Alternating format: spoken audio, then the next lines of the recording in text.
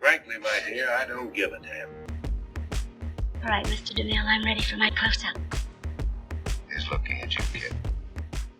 Hola gente, bienvenidos una vez más a Diseccionando el Cine, el podcast de Sinergia. Yo soy Majo. Y yo soy Val. Y esta semana analizaremos la película Alien de 1979 del director Ridley Scott. Y Alien Covenant del 2017 del mismo director. Bueno, para comenzar les voy a dar una breve introducción de qué trata la primera película Alien, el octavo pasajero. Como ya dijimos, fue dirigida por Ridley Scott y fue escrita por Dan O'Bannon y Ronald Shusett, quienes redactaron el guión basándose en obras de ciencia ficción y terror como The Thing from Another World de 1951, Forbidden Planet y Terror en el Espacio de 1965. Esta historia es catalogada en el género de ciencia ficción y terror. La película de Alien va de una tripulación de 7 personas en la nave Nostromo que se encuentra de regreso a la Tierra. Sin embargo, su nave, o madre como la llaman, detecta una señal de auxilio que proviene de un planeta fuera de nuestro sistema solar.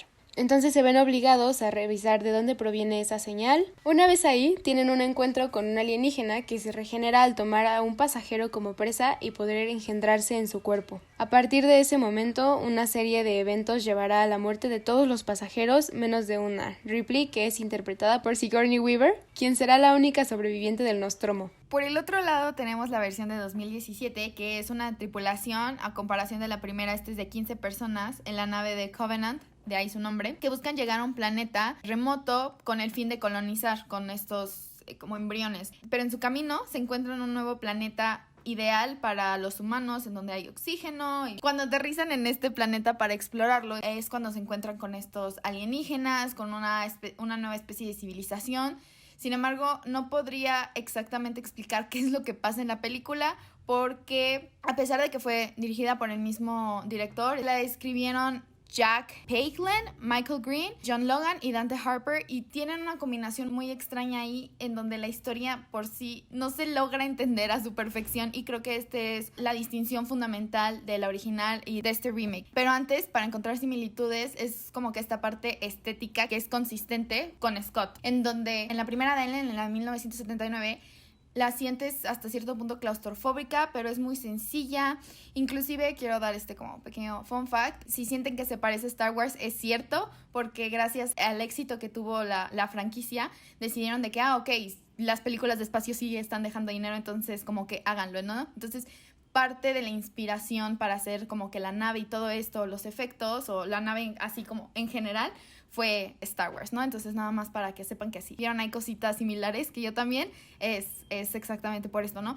Y en cuanto a la 2017, se parece muchísimo más a lo que hemos visto hoy en día las de Star Wars, no una inspiración directa. Inclusive como hablamos de Avatar en el programa pasado, pero inclusive como que lo que dejó James Cameron de las sagas que no vamos a tocar, como que todavía se pueden ver un poquito presentes, ¿no? Como los camiones o cositas así. Entonces creo que esa parte como estética de inspiración, Scott la siguió tomando, siguen siendo tomas buenas, sigue jugando mucho con los colores. Me gusta mucho el trabajo que hace Scott. Siento que él sí es consistente y que sí logra adaptarse al 2017, del 79 al 2017, y creo que es algo destacable de su trabajo. Sin embargo, la historia es otra cosa totalmente diferente. Les digo, no acabé de entender la historia de Covenant o qué era lo que quería transmitir, porque creo que ni ellos entendieron qué es lo que querían hacer. Metieron tantísimos personajes, metieron tantísimas historias, metieron tantísimos problemas, una civilización y tantas cosas que no se logra entender qué es lo que querían hacer, y esa es como la crítica principal que le tengo a la del 2017.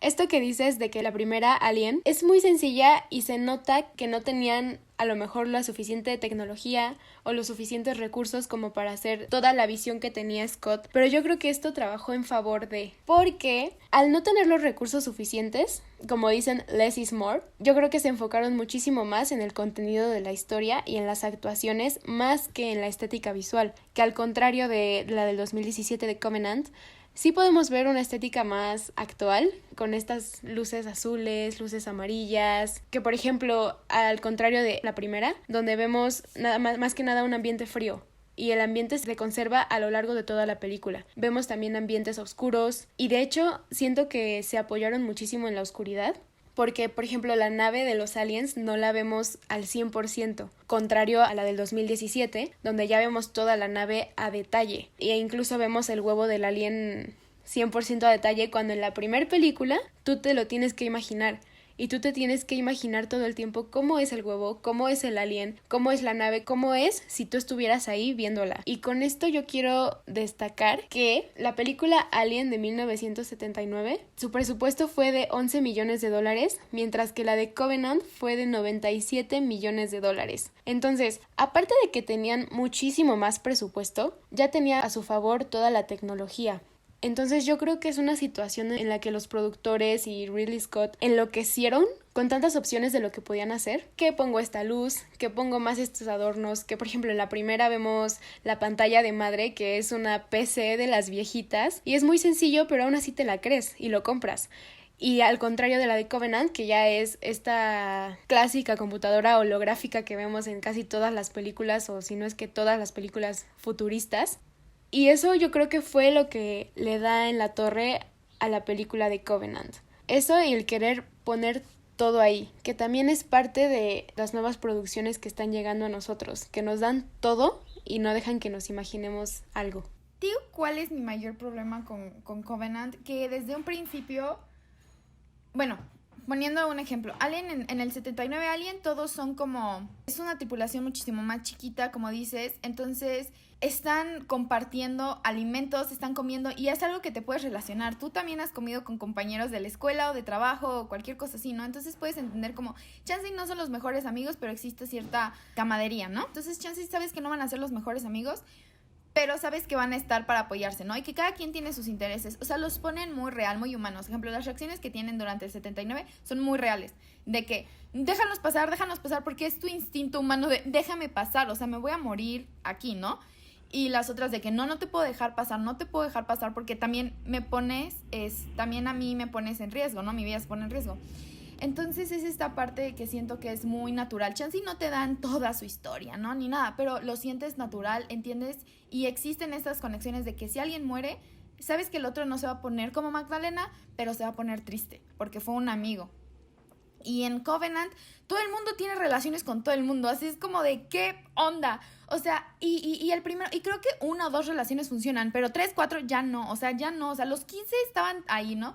Y es otra cosa importante de que creo que la primer muerte en la de Covenant, que es el capitán, que es el personaje de James Franco, que nada más sale un videito así de escalando la montaña, no sentía absolutamente nada. O sea, fue así como de, muchísimas gracias, ella estaba enamorada de él, no supimos nada. Cuando se pone como que el clavo es como de súper innecesario, es como, no sabíamos absolutamente nada de ellos como para sentirnos como tristes con esa historia de que chanclas falleció. O sea, aunque hubieran puesto en escena de que súper tonta de que te veo después, no, algo que te hubieran dicho, están casados, se aman y luego muere, como que ya dices, chin, se murió. O sea, no tuvimos esa parte que chance sí tuvimos en Alien hasta su primera muerte, que es muchísimo después, ¿no? Entonces creo que eso afecta en cómo tú te sientes con la película. Luego la siguiente muerte, que es la esposa de Tennessee, creo que en ese sentiste un poquito más porque te dice, nunca vi a mi esposa preocupada, pero ya los habías visto tener como que esta relación, entonces no te impacta de la misma manera, pero al menos dices, chanclas, ya había visto a los dos, ya los había visto interactuar, ya los había visto, entonces es esta parte que no empiezan a llenar este sentido emocional que sí lo hicieron en Alien. Me gustó, de verdad a mí me gustó muchísimo que en la del 79 no pusieran relaciones amorosas, o sea, no, me gustó. Si te dan uno que otro hint, porque leí que si Dallas y esta Ripley si estaban, no estaban, da igual, es a la imaginación, y que las personas que digan Ripley no tenía nada que ver, sí tenían que ver, ya es cosa de ellos, ¿no? Como su ship de que si estaban o no estaban, pero da igual, te dan la posibilidad, no te la cierran y eso está bien. Creo que te llena, como tú dices, te deja llenar o te deja la imaginación ciertas cosas, ¿no? Y se centra en lo que es el Alien, porque en Alien sentí que se centraban en absolutamente todo, en Alien del 2017, menos en el Alien. O sea, también es este problema que siento de que cuando llegan al planeta, ¿no? Este también fue uno de los mayores problemas que yo sentí, que dicen es como la Tierra, pero exactamente es como una tierra deshabitada, pero no me da la sensación que están en el espacio por ver árboles y todo esto. Me faltó como que el casco de astronauta que van llegando ahí al espacio, que hacen en el 79, que también estuve leyendo que construyeron este set de manera, no querían poner adultos, entonces los astronautas que vemos son niños caminando, ¿no? Entonces como que es muy ingenioso por este mismo budget que tienen, el presupuesto que les dieron, que se las tienen que ir arreglando de que, nada más tengo tanto presupuesto para hacer esta escena, entonces pues lo tengo que reducir, pero eso, como tú dices, yo siento que jugó a su favor porque se concentraron en la historia, en el alien, en todo esto y no en un como que the big picture que sí lo hizo Covenant, ¿no? Entonces creo que hay muchas cosas que son muy diferentes y que creo que querían tratar en nuestra nostalgia de Alien del 79 como el huevo, pero no lo lograron, o sea, no lo lograron hacer y intentaron innovar, que eso sí les tengo que dar como que no hicieron un remake al pie de la letra porque no les hubiera funcionado, pero al mismo tiempo como que la innovación tampoco les salió tan bien. Quisieron hacer muchísimo y no lograron hacer nada. Yo siento que Ridley Scott pudo haber hecho un buen remake, porque genuinamente siento que era el momento justo para volver a traer Alien de los 80s, para que la gente lo volviera a conocer, se volviera a enamorar, pero ahora con más tecnología a su favor. Pero al contrario, yo creo que se volvió loco por todas las tecnologías. En la mesa redonda de esta semana, uno de nuestros invitados menciona que los remakes se hacen cuando la película viejita no ha llegado o no está como actualizada a lo que la sociedad actual pide.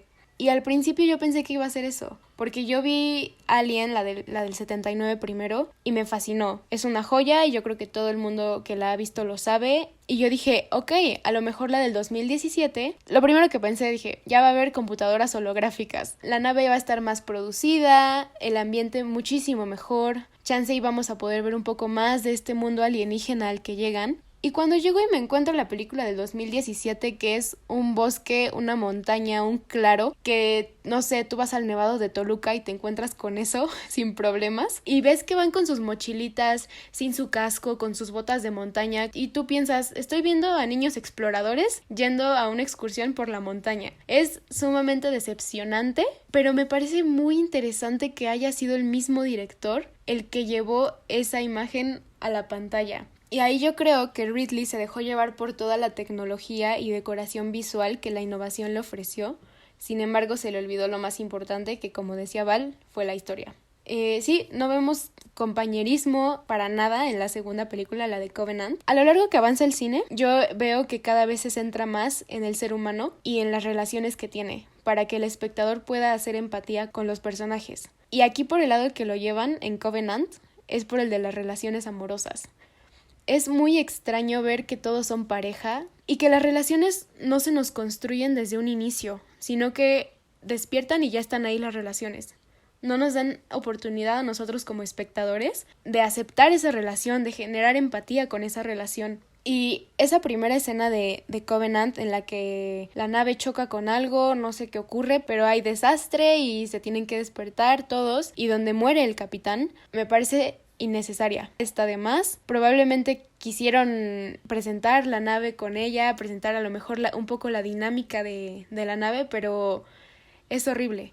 O sea, no tengo otra palabra para describir más que horrible y que está de más. Y como decía Val, la relación entre Ripley y Dallas es tan orgánica que a lo mejor tú dices, no son novios, no, es que sí son pareja, porque hablemos del personaje de Ripley, ¿no? Ella es un personaje tan fuerte, tan icónico, que en el primer momento en el que ves el personaje de Dani en la de Covenant, que es una mujer copia de Ripley, que bueno, a lo mejor si era copia, no era copia, no lo sabemos, pero yo creo que al verla todos lo pensamos, que no del ancho, porque quisieron hacer a una mujer sensible, a lo mejor, pero su sensibilidad no aporta nada, no aporta ni siquiera para empatizar con ella.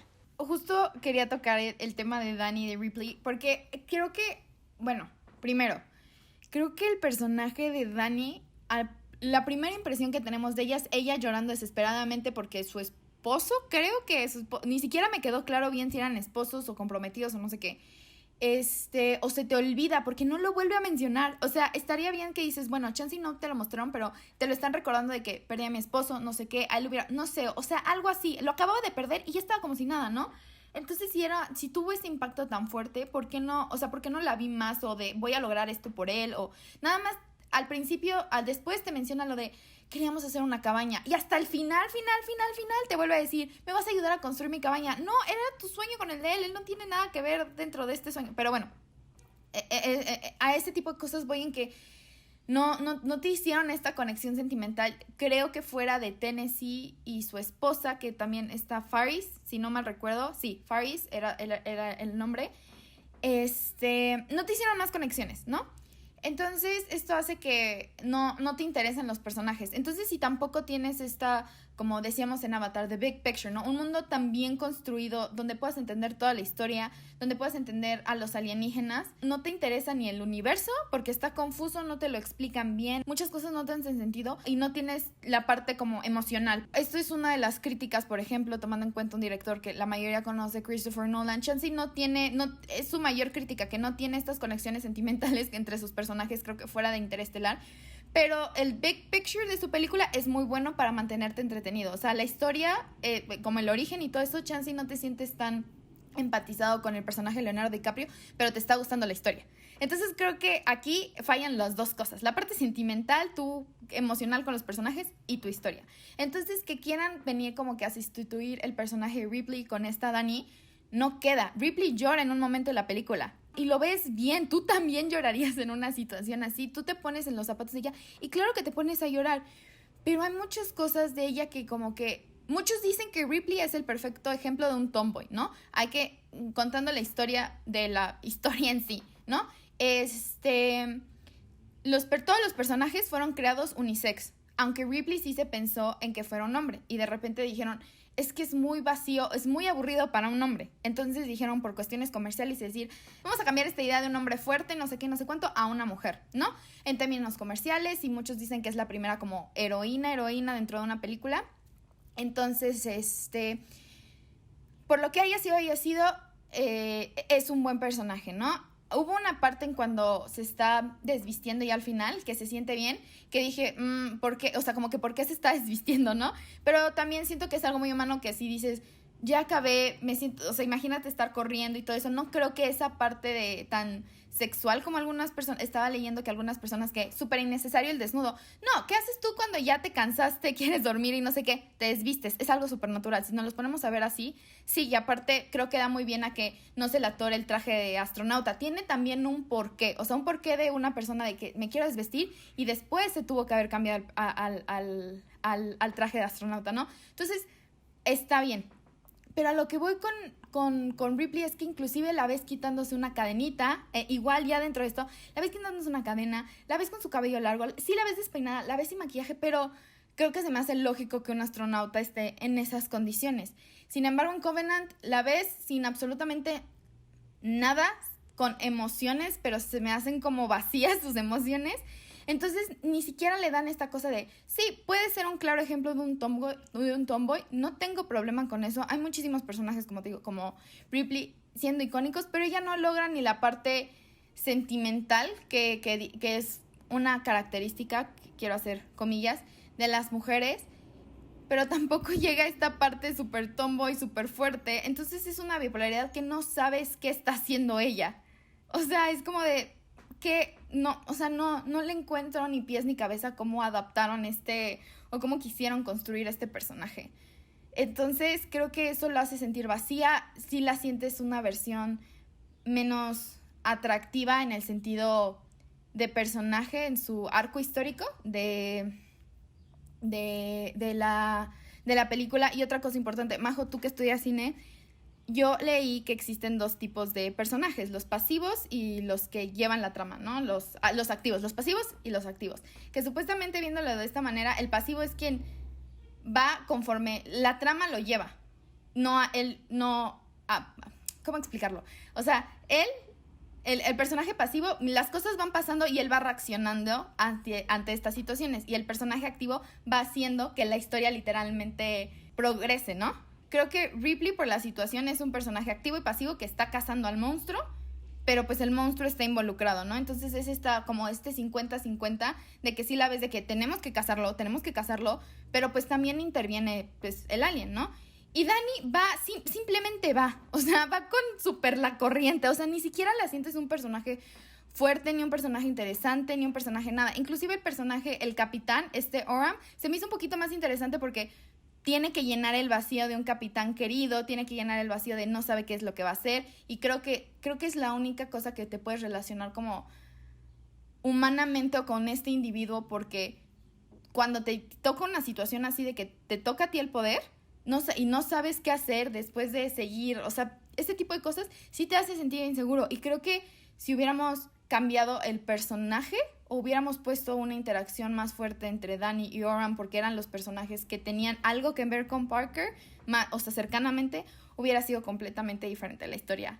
Yo creo que todos los personajes de Alien, de la primera, son tanto activos como pasivos. Todos van cambiando de rol y yo creo que eso es lo que hace más y una mejor dinámica dentro de la película. Y en la de Covenant no tengo ni idea por qué Dani está ahí. O sea, yo creo que no deberían de haberle dado tanta importancia como la que le dan al principio a su lloradera, a sus constantes ojitos de perrito. Y esto me lleva a decir 3 cosas que me molestaron de la película de Covenant. La primera es el personaje de Dani.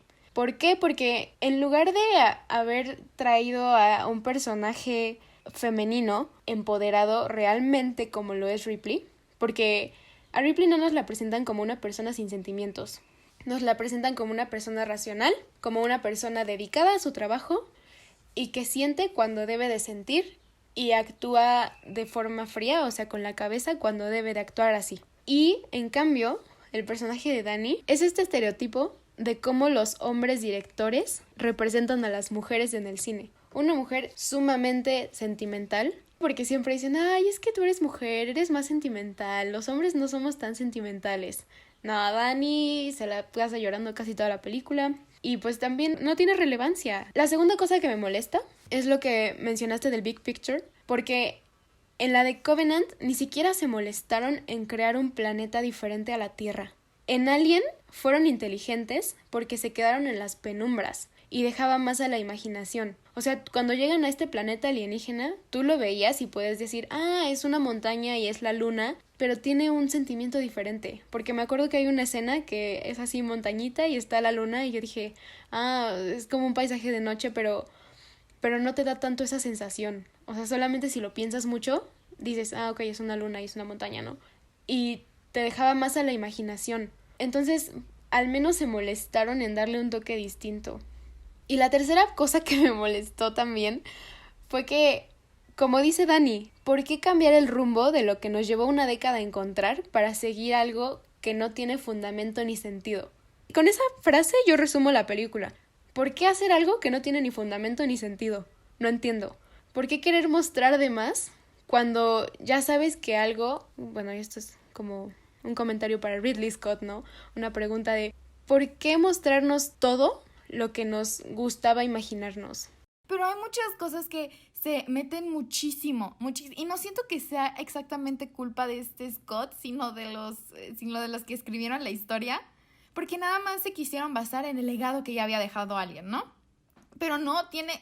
Lo que más me enoja, y ahorita sí, es que no tiene sentido muchísima parte de la historia. A ver, pensemos, llegas a una civilización y dejas caer un virus, e infecta todo, mata a todos, pero quieres crear este organismo perfecto que sale de ahí. O sea, ni siquiera te resuelven bien esta pregunta de salen de ahí, salen de otra parte, tienen un huevo. Luego al final que como que regurgita como 2 embriones y es como de, ¿cómo pasamos de este magnífico huevo a este embrión? ¿Sabes? Es como, a ver, otra vez. O sea, se me hacía más lógico que de alguna manera llevara los huevos, que estuvieran ahí los huevos. Y creo que inclusive hubiera sido un buen final de dejar los huevos en la nave. O sea, hubiera sido algo súper interesante decir... Pasamos de que no queríamos verlos a que están los huevos en la nave. Si a mí me hubieras preguntado qué tipo de película tú hubieras construido para rehacer Alien, yo te lo hubiera dejado muy diferente, pero muy sencillo de la misma manera. Ok, ya vamos a demostrar el planeta porque ya tenemos dinero. Ese es el punto. Ya tenemos dinero para mostrar un planeta. No, me muestres un bosque. Un bosque yo lo puedo ver. Dame algo interesante, dame algo que yo no haya visto, que fue lo que me dio Alien del 79, algo que no había visto, pero tú me estás dando Lo mismo, algo que tengo que aceptar que se me hizo un poquito interesante es esta parte como que la única persona que son el personaje de los robots de David y de Walter son las únicas personas que te hablan de cierta humanidad dentro de la película. Pero es tan constante que aburre. Tengo tantas escenas de estos dos hablando y nada más hablando que no me enseñan nada. Ejemplo, se me pudo haber hecho interesante que tuviera ahí el cuerpo de una mujer y estudiándolo, o que ella estado estudiando los aliens y vea que es el organismo perfecto. Entonces es el organismo que tiene que ganar,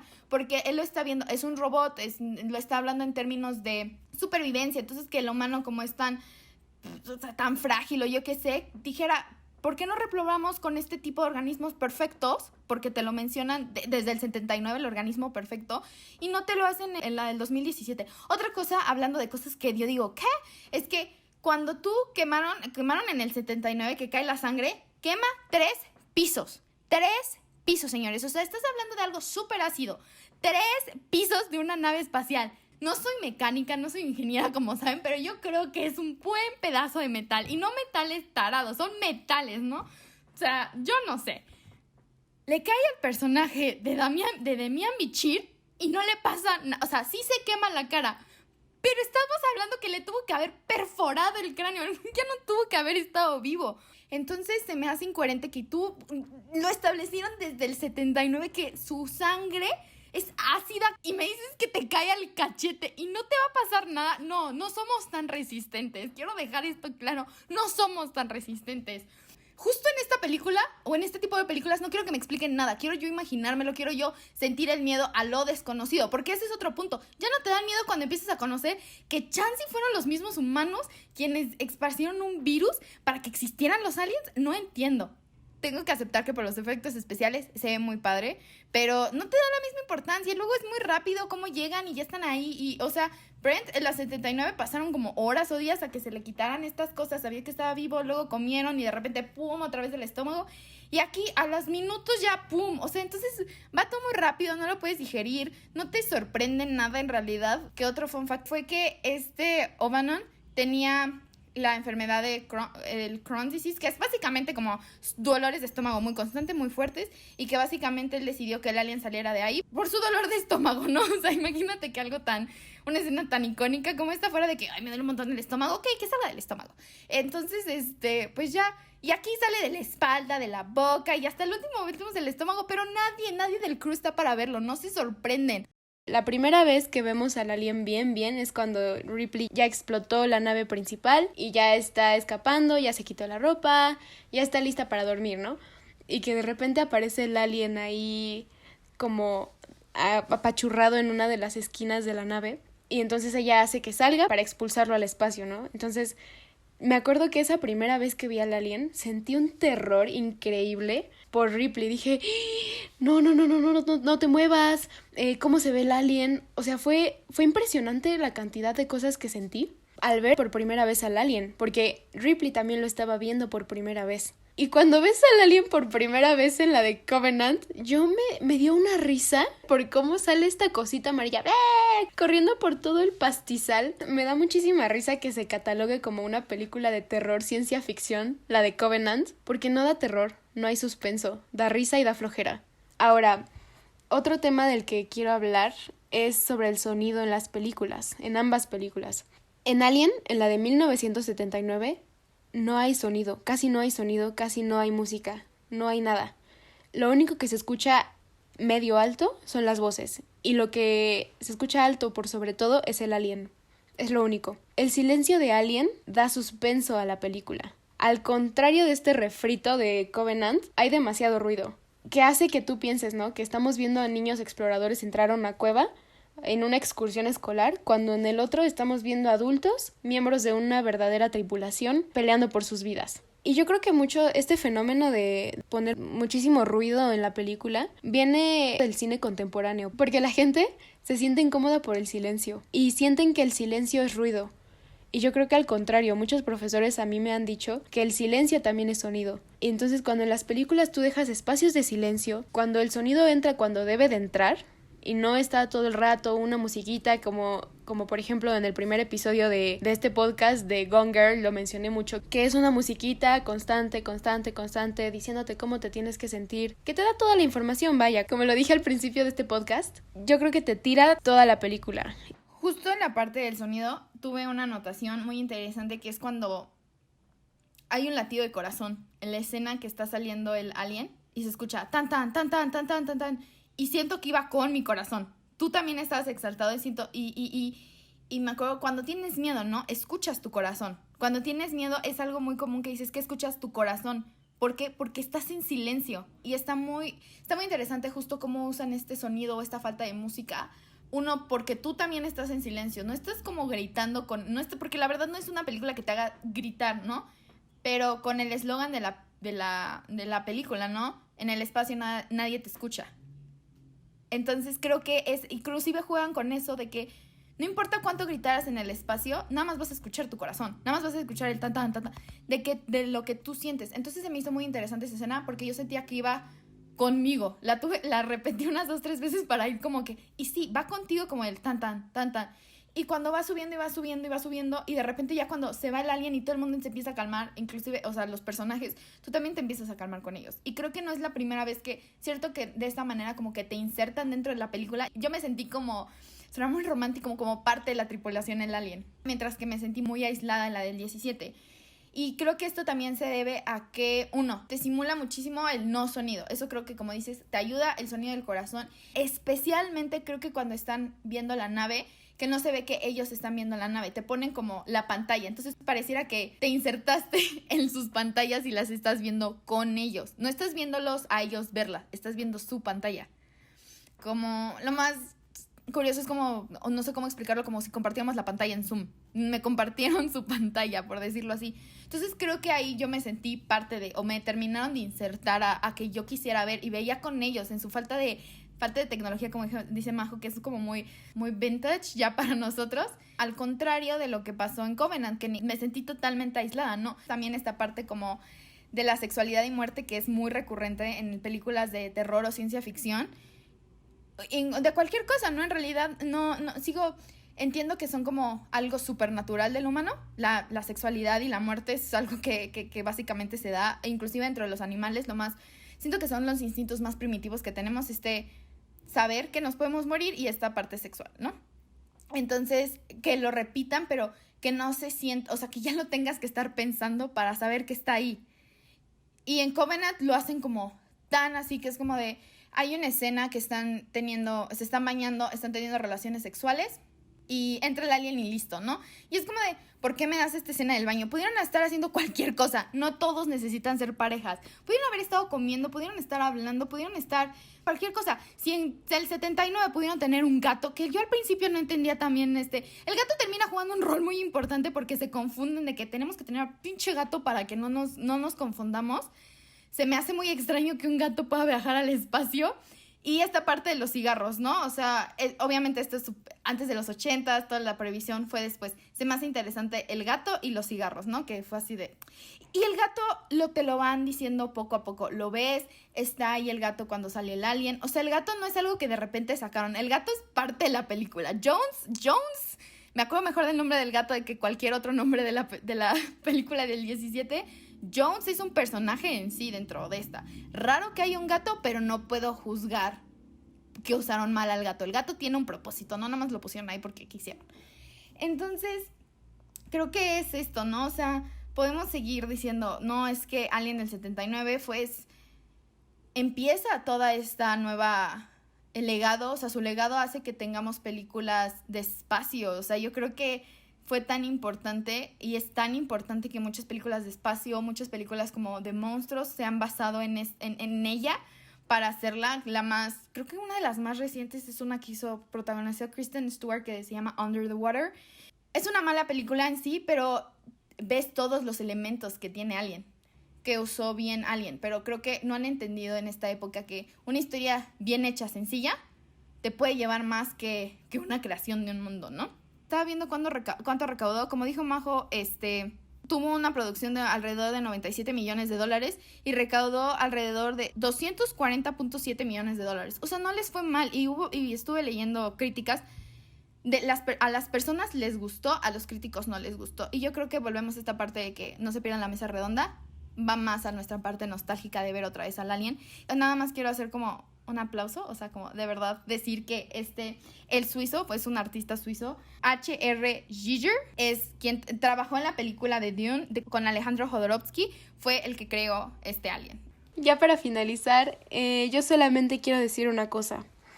Como futuros creadores de contenido, a todos aquellos que nos están escuchando hasta ahorita, y muchas gracias por quedarse,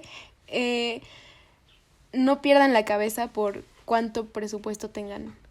Acuérdense que less is more y que siempre debemos enfocarnos en la historia y en nuestros personajes, porque si no, no tenemos nada. Y para los espectadores, solamente nos queda ver y realmente analizar qué películas estamos viendo, qué contenido estamos consumiendo, porque no es posible que películas como Covenant hayan tenido tanto presupuesto, 97 millones de dólares, y nos entreguen eso, porque es una ofensa al cine que nosotros estamos consumiendo y a lo que nos están vendiendo. Esto fue todo por hoy. No se pierdan la mesa redonda de esta semana, sale el jueves, y si esto lo están escuchando después del jueves, pues ya pueden verla en nuestro canal de YouTube. Hasta la próxima. Hasta la próxima.